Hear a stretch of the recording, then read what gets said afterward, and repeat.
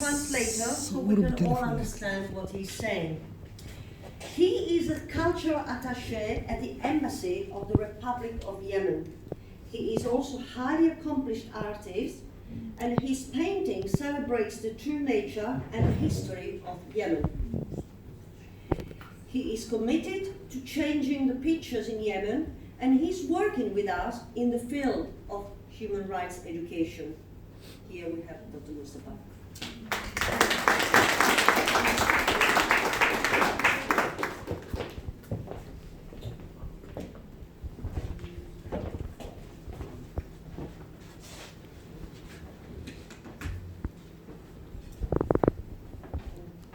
مساءكم جميل. طبعا أنا سألقي كلمتي باللغة العربية واللورد دنكن يترجمها.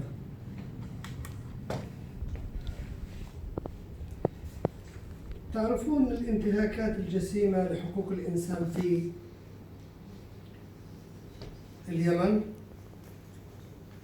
في خضم أسوأ كارثة في التاريخ الإنساني. جرائم حرب ارتكبها أطراف الصراع ل5 سنوات حرب بالغارات الجوية العشوائية التي استهدفت المدارس والمستشفيات والمواقع الأثرية والمدن الأهلة بالسكان، وحتى السجون والملاجئ وملاجئ الأيتام،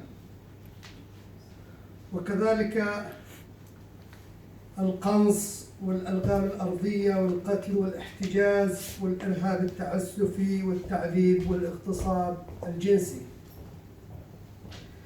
وإعاقة الناس في الوصول للمساعدات الإنسانية وسرقتها من أفواه الجوعى والمحتاجين،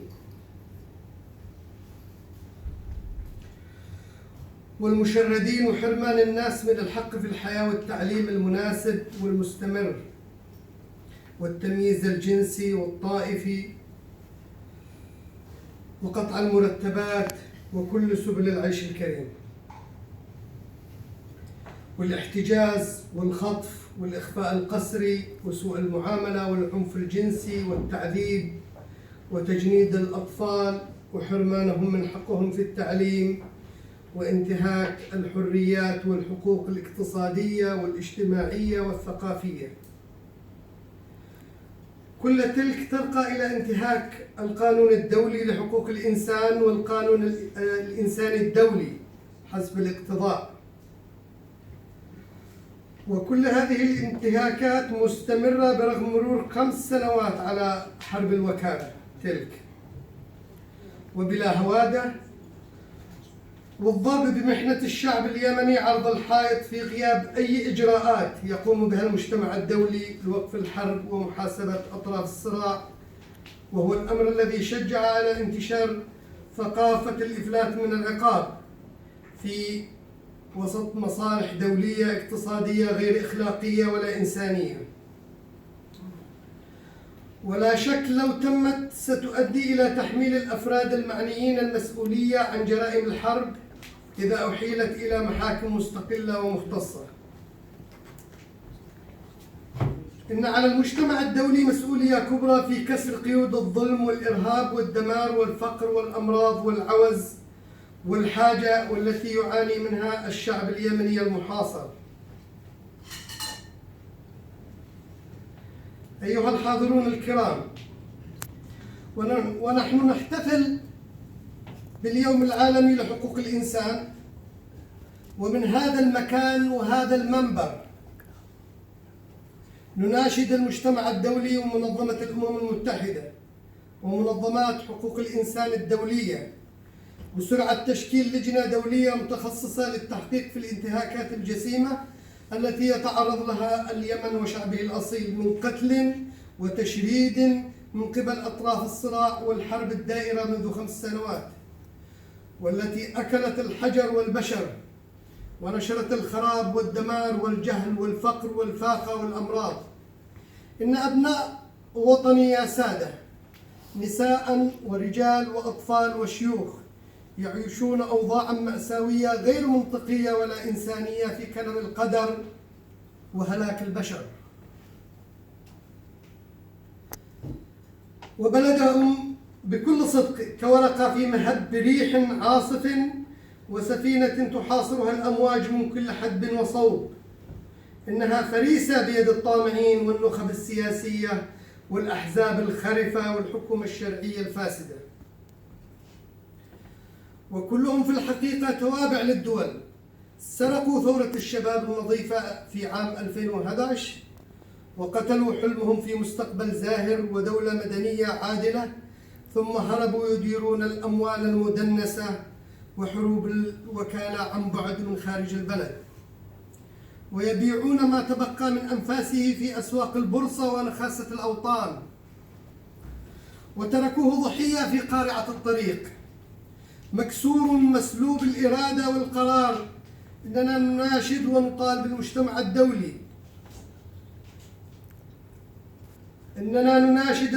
الدولي عامة والحكومة البريطانية خاصة أن يقرروا فوراً إنهاء هذا الصراع وتقديم مرتكبيه والمسؤولين الفاسدين إلى العدالة ومحاكمتهم جميعاً كمجرمي حرب، وبناء مستقبل يمني جميل ومستقل مبني على العدالة والتعليم والتنمية وحقوق الإنسان يقوده الشباب، ونحن نساندهم لخلق هذا المستقبل الأفضل.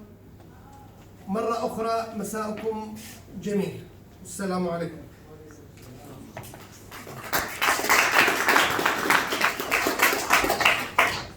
So I'm just going to give the English version of that. During the present conflict in Yemen, horrific violations of human rights have been committed by all the forces in the civil war. It is one of the worst humanitarian disasters in human history. War crimes have been committed by the fighting parties to the conflict for 5 years of war, with random airstrikes that targeted schools, hospitals, archaeological sites, densely populated cities, and even prisons. The war crimes include sniper fire directed at civilians, landmines, killing, detention, unrestrained terrorism, torture, rape, preventing access to humanitarian aid, and stealing the humanitarian supplies from the mouths of the hungry, the needy, the homeless, and denying people the right to life, preventing people being educated, sexual and sectarian discrimination, salary reductions that destroy livelihoods, arbitrary detention, enforced disappearances, abuse, sexual violence, torture, child recruitment, and kidnapping. Many of the articles of the Universal Declaration of Human Rights are being violated on a daily basis. During the 5 years of war and violations, the international community has done nothing to bring the war to an end. It seems that the economic interests override the human tragedy. No actions have been taken to hold the individuals concerned responsible for war crimes in independent and competent courts. The international community has a great responsibility to break the chains of injustice, terrorism, devastation, poverty, disease, destitution, and need that the besieged Yemeni people suffer. We are all responsible for each other. The conflict in Yemen makes the world a more dangerous place for all of us. I, Dr. Mustafa Khaled, appeal to the international community, the United Nations, and other international human rights organizations to rapidly form an international committee specialized in investigating the horrific violations to which Yemen and its population have been exposed in the past 5 years. In my country, men, women and children live in tragic, illogical and inhuman conditions, facing conflict and certain death, and our beloved country is tossed like leaves in the wind, or a ship in a storm, making it the prey of greedy, corrupt political and legal elites.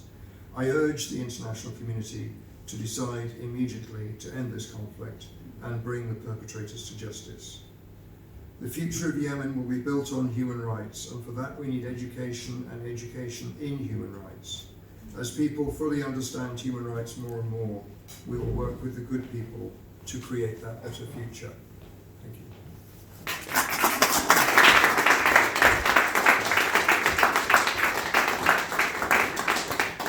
Thank you, Lanka and